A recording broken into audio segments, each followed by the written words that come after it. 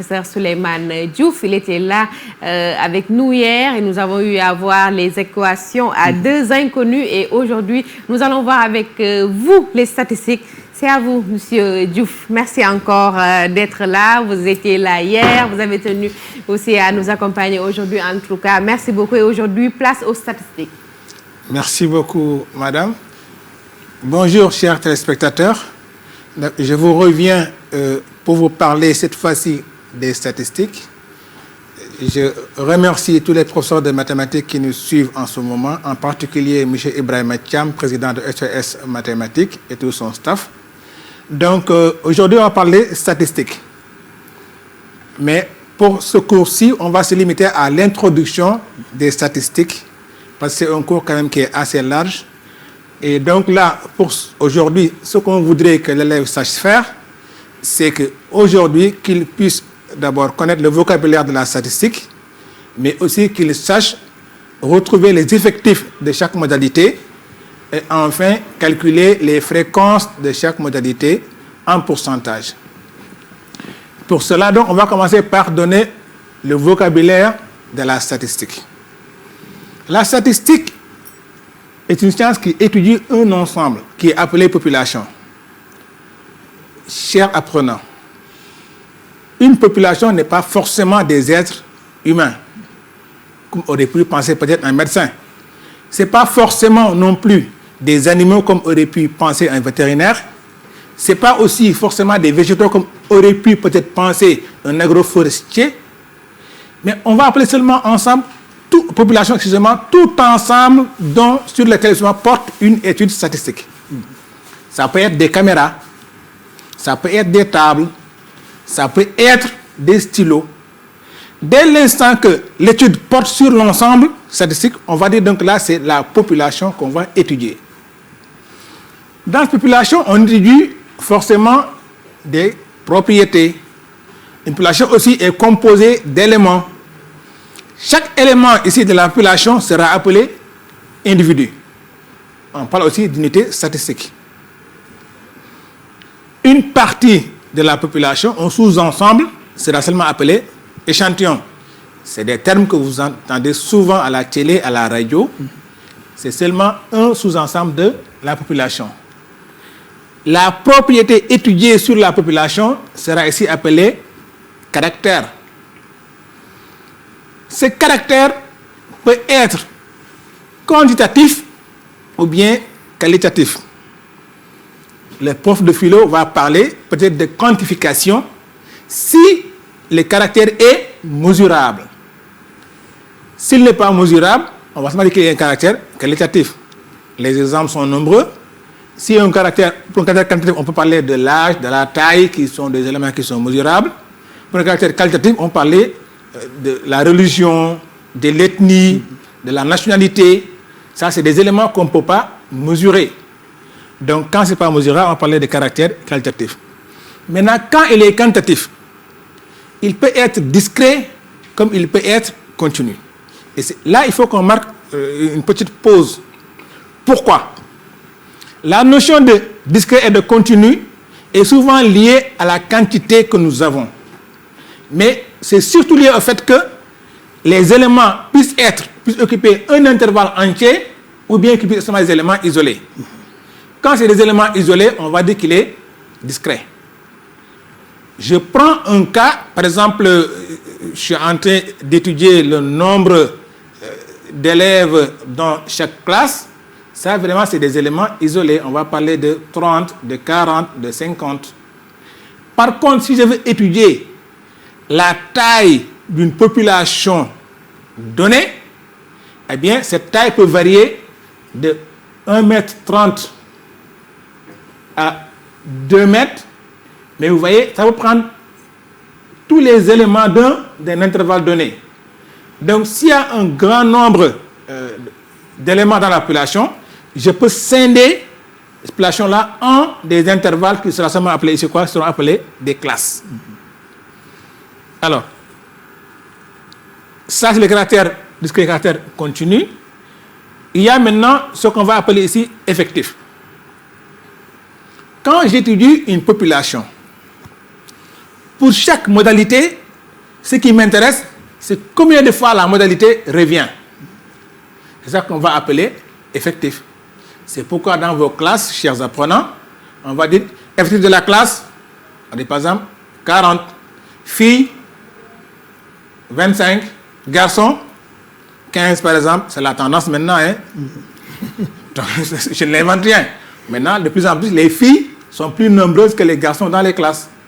Donc, je crois que la SCOFI a bien réussi son coup. Alors, donc, l'effectif, c'est seulement le nombre de fois que l'individu revient au niveau de la population. La fréquence d'une modalité, c'est un terme qu'on utilise très souvent, c'est important qu'on parle de population.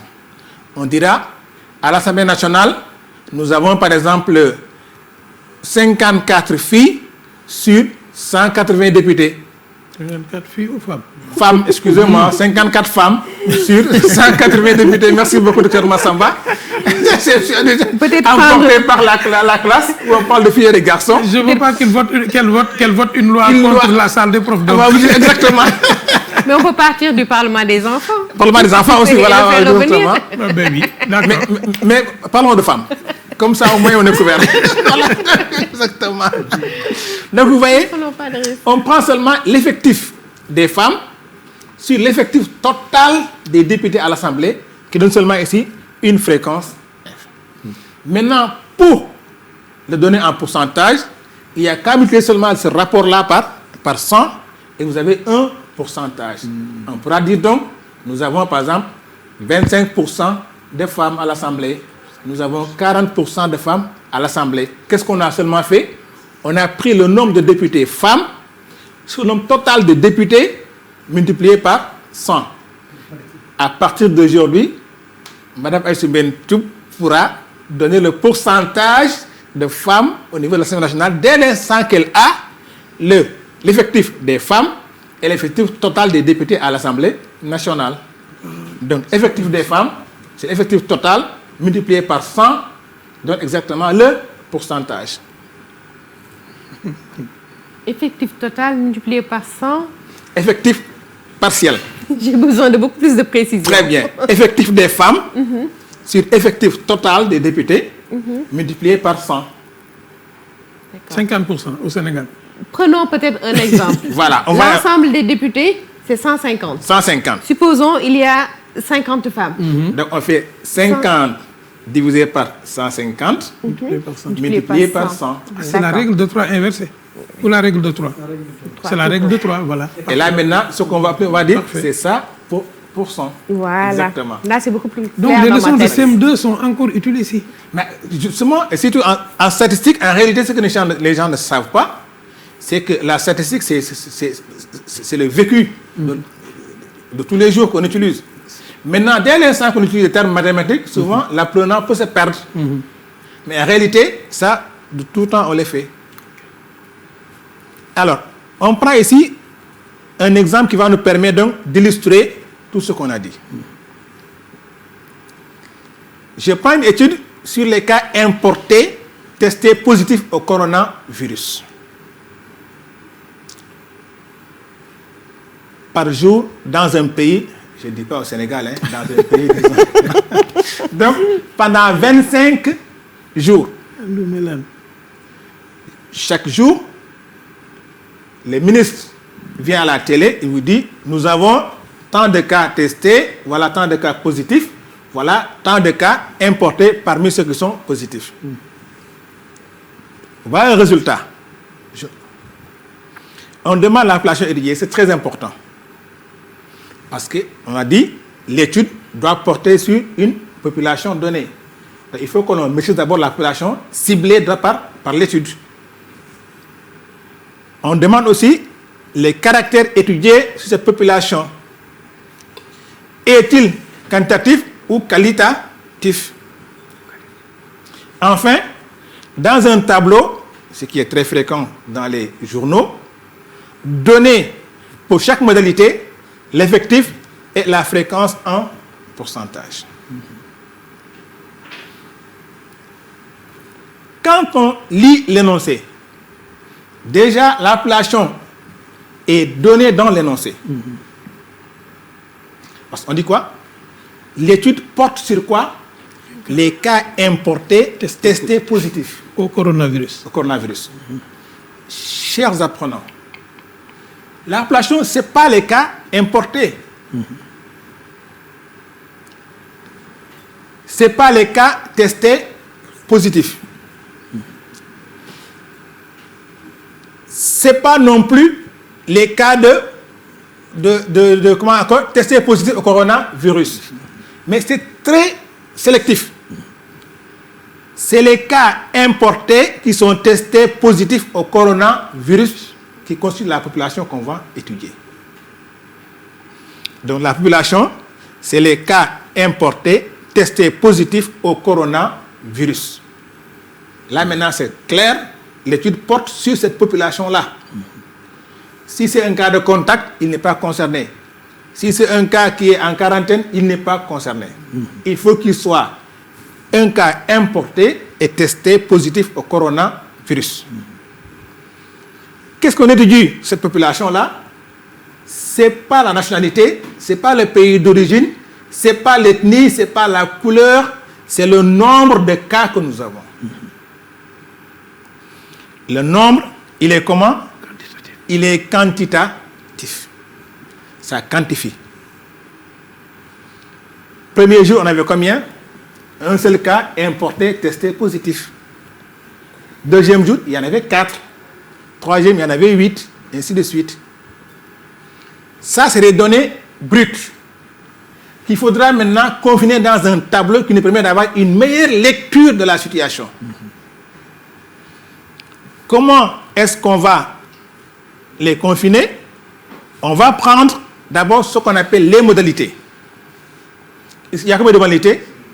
Il y a le 1, il y a 4, il y a 7, il y a 8, il y a 10, il y a 12. Donc, c'est 1, 4, 7, 8, 10 et 12 qui sont les modalités. En aucun jour, on a 13. Donc, 13 n'est pas une modalité. En aucun jour, on a 9. Donc, 9 n'est pas une modalité. C'est seulement les cas que nous avons en un jour qui peuvent être ici des modalités. Maintenant, c'est quoi l'effectif? C'est le nombre de fois que le 1 va revenir. Nous avons ici 1 une fois, 2 fois. Donc, son effectif, c'est seulement 2. On dira donc, on a eu un seul cas importé 2 fois pendant les 25 jours. 4 est revenu combien de fois? 4 fois.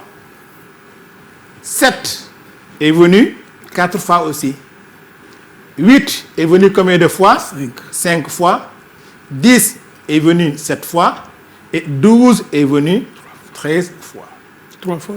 3 fois, excusez-moi. Merci, Dr Massamba.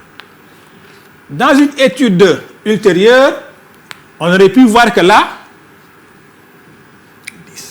10 quand même représente quelque chose. Si un jour, on a un nombre de cas plus petit que 10, peut-être que le monsieur qui donne les résultats peut dire ouf. Parce que le plus souvent, on a 10. Mais l'objet du cours d'aujourd'hui, ce n'est pas encore de parler de ça, c'est de revenir maintenant ici à la notion de fréquence. La fréquence est très importante parce que ça va faire apparaître ici ce qu'on a dit à propos de 10. Le plus fréquent, ce sera celui qui a la plus grande fréquence, naturellement. Comment calculer la fréquence? Ici, avant tout calcul, chers apprenants, vérifiez que la somme que nous avons ici correspond au nombre total des valeurs. Sinon, toute la suite peut être fausse. Sans calculette, je prends ici 2 plus 4, ça fait 6. On va tester, madame. 10. 6 plus 4, ça fait? Ça fait 10. 10 Très plus bien. 5, Ça 15. fait 15 plus 7, 22. 22 plus 3, 25. Bravo. Et voilà donc ce que l'apprenant doit pouvoir faire avant de passer aux fréquences. Donc, grand N est égal à 25 comme annoncé, plus haut. Pour la fréquence de 1. C'est la fréquence de 1 cas. Je prends seulement l'effectif de 1 qui est 2, divisé par 25 et multiplié par 100. Ça me fait 8. Donc je dis qu'il y a 8% de 1. Pour la fréquence de 4, je prends l'effectif de 4 qui est ici 4. Simple coïncidence quand même. 4 divisé par 25 multiplié par 100, ça fait ici 16%. Fréquence de 7, même chose. Donc, jusque-là. Une fois là aussi, attention, chers apprenants. Pour être en conformité avec le pourcentage, vous devez savoir que la somme de tous les pourcentages doit donner combien? 100%. Comme au baccalauréat, vous devez avoir 100%. Au BFM, 100%. C'est-à-dire que tout le monde est admis. On va encore retester. Madame Aïssatou Mbenchou. Avec plaisir, allez-y. Je suivais les chiffres et des lettres, donc je dois être en mesure de me débrouiller, je pense. Bravo. 8 plus 16, ça fait 24. 24 plus 16, ça fait 40. 40 et 20. 60. 60 et 28. 88. Plus 12. 100%. Bravo. Donc là, on est sûr d'avoir ici donc, nos 100%. Et là, ça nous fait au moins penser qu'on a, en tout cas, trouvé le bon résultat. Ça ne le garantit pas, mais au moins ça nous rassure. Donc voilà, chers apprenants, ce que je voulais vous amener ici par rapport à l'introduction aux statistiques. Toujours vérifier la somme des effectifs. Est-ce que c'est égal à l'effectif total? Après calculer les fréquences en pourcentage, si on se demandait bien sûr, faire la somme des pourcentages et voir si vous avez 100. Chers apprenants, c'est un très bon début pour les statistiques. Je vous remercie. Merci. Merci beaucoup, Monsieur Diouf. Merci d'avoir fait travailler le ménage. Ah, mais oui, c'est... Ça fait un peu carburé, donc il ne s'agit pas seulement de lire l'énoncé, mais il faut le comprendre aussi, Dr Massamba, et savoir utiliser à bon escient tout ce que nous nous présentons à l'intérieur de l'énoncé, principalement les chiffres numériques et non numériques. Mais oui, on revient toujours à ça, les données numériques, les données non numériques. Et là, moi, je voudrais remercier, notre frère Souleymane et remercier aussi tous les collègues de mathématiques qui montrent le respect qu'ils ont pour leur discipline, qui appellent chaque fois pour nous dire on est prêt à vous accompagner. Donc, je voudrais remercier toute cette équipe-là, tous ces collègues de mathématiques, où qu'ils soient, tous, particulièrement leur association. Ils ont une association qui s'appelle SOS Mathématiques. Sauvons les maths. Oui, mais sauvons les maths, mais surtout, il faut que l'État forme de très bons mathématiciens pour éviter que n'importe qui s'improvise professeur de mathématiques, parce que les mathématiques, c'est un temps extrêmement costaud dans les emplois du temps. Si nous n'avons pas une bonne population de professeurs de mathématiques, l'État ne peut pas fermer les cours de mathématiques, donc on sera obligé d'aller prendre des gens comme moi pour venir enseigner les mathématiques. Vivement donc un renforcement de ce nombre de professeurs de mathématiques, mais merci à tous les collègues professeurs de mathématiques et merci aussi aux collègues qui font des efforts pour que les cours de mathématiques ne s'estompent pas.